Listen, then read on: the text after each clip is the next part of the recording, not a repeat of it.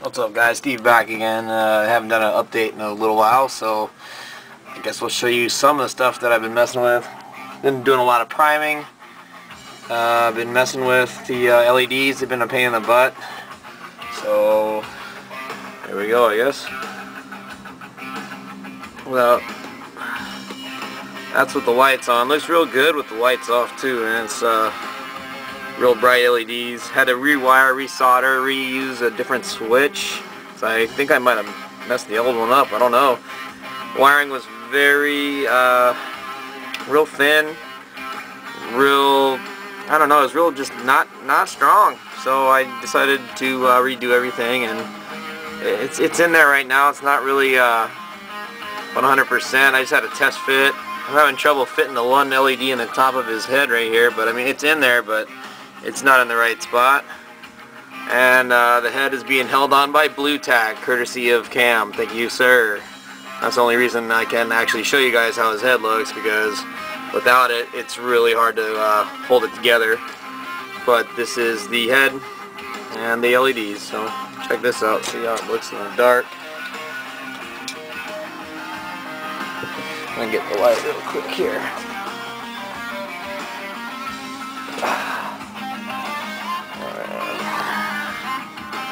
Pretty bright. Still need to paint the black around the eyes so it'll like basically see the two eyes. Getting a lot of glare off the brightness of it, but yeah, that's where we're at, and I just want to say thanks, guys. Thanks for sticking with, and as always, stay tuned for the next whip, and check out the Mac forum while you got time if you're bored. There's always plenty of good modelers on there doing things. Alright, guys, see you next time. Hey guys, Steve back again, work in progress 11. Today we're going to talk about priming, not really priming, but how to hold on to pieces without them having any good spots to hold on to them. So let's talk about that. Example, got these pieces of the skirt right here. There's real no good place to grab them, you know. So to solve that problem, we'll take some of this blue tack, stick it to the back, and then hold it with one of our skewers. And an example, we've got something right there. Now, of course you're going to say, yeah, it's not going to get painted right there or primed on that side. It's easy to fix that. Let it dry, flip it over, and stick it to the other side that's been primed, and you can reprime the other side. So basically that's how we take care of that. Because if you do resin, there's going to be times where you run into parts that are not exactly friendly to grab with alligator clips, or I use hemostats like I showed before. But yeah, you'll run into that problem, and this is where good old blue tack will come along, and you can just use some of that, tear a chunk off, roll it up, stick it to a part that's not going to really be seen or noticed on the kit, and you can hold it in place and paint it. So that's what we got going on right here. So as for the whole kit itself, basically I'm almost done with priming. I've got a few more, actually this is about it for priming, plus the fin funnels. I guess we could talk about or show you what we got done for today. I know it's probably not the most fun thing to talk about things being primed and whatnot, but for me this is exciting because I'm not exactly sanding anymore. This is just a little bit of what I got done today. And those parts actually take forever to prime. Uh-oh. And over here, we can get it to focus. These are some of the bigger pieces, just hiding out.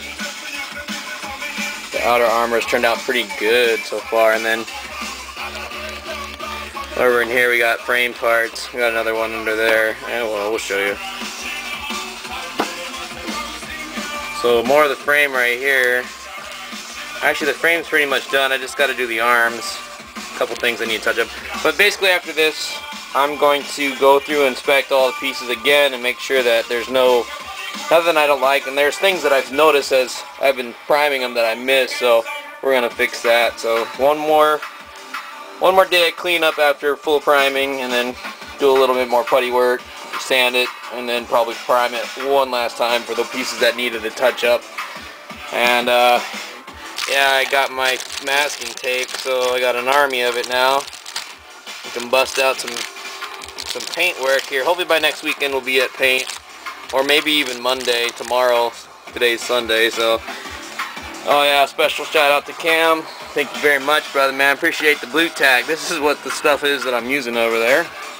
That little ball of it right there. And yeah, I guess you can pick this up in some kind of a store around town, I guess. I don't know where to get it, but he was kind enough to send me some. So thank you, Cam, again. You're the man, homie. Alright guys, we'll see you next time in the next part of the work in progress of number 11. Alright, we'll check you later. What's up guys, Steve again. Got an idea. I'm just doing this now just in case if I decide to change my mind later, but this piece right here belongs to the Hyper Bazooka, and originally doesn't come with LEDs inside there, but there's so much room to play with this thing. We're gonna put some in. So we got a 5mm LED, and we'll probably end up boring out a couple holes in that little camera lens right here and running some LEDs in there. So that's a possible thing that could happen. If not, we'll see what happens with it. Alright guys, we'll catch you later. Hey guys, Steve back again, work in progress 11. Alright, so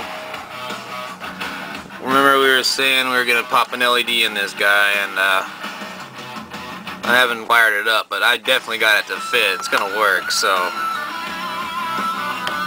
check this out. So right here, got the hole drilled, and it fits the LED in there just right, so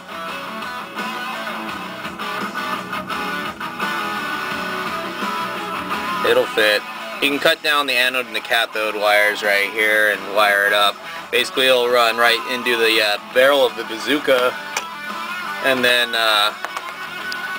we'll just basically hide the power supply inside the ammo case, because it's got so much space in there. I mean, it's just begging for LEDs.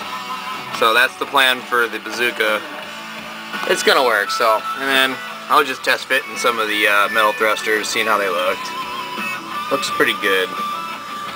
So last night we did a lot of priming. I was up to like 3 in the morning priming. The last thing I tried to prime was the shield. Still got the other side to do. Took a long time just to get it this good. I mean, it's not even that good. I need to adjust, do a little bit of cleaning on it some. There were some, these panel lines right here were done very poorly, so they're they're just not very clean looking. I'm thinking about filling that in, and then slapping the same shape, slapping some claw plate on the top, maybe cut some details into it and call that good, because I'm not happy with the way that looks. I guess we can go over here and get into the finished. Everything's primed up. This is the leg armor basically, and some of the arms and waist and stuff. This is just a bunch of, I don't know, I guess parts for the arm and the bazooka and the rifle. And we got just a whole bunch of other pieces of the bazooka and stuff. We'll get back to, I got like a couple more boxes full of crap too, so bear with me.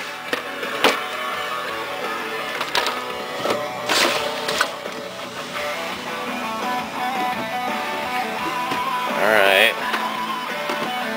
Having trouble. Just give me a second.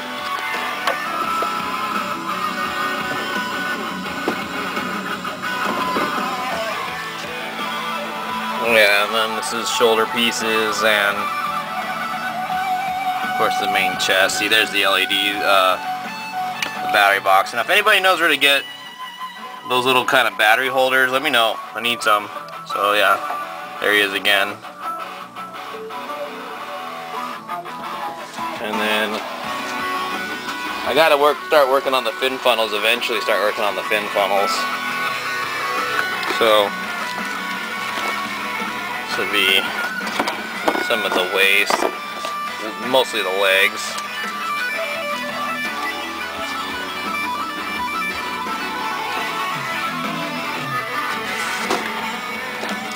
Yeah, both legs set up right there. So that's the majority of the kit.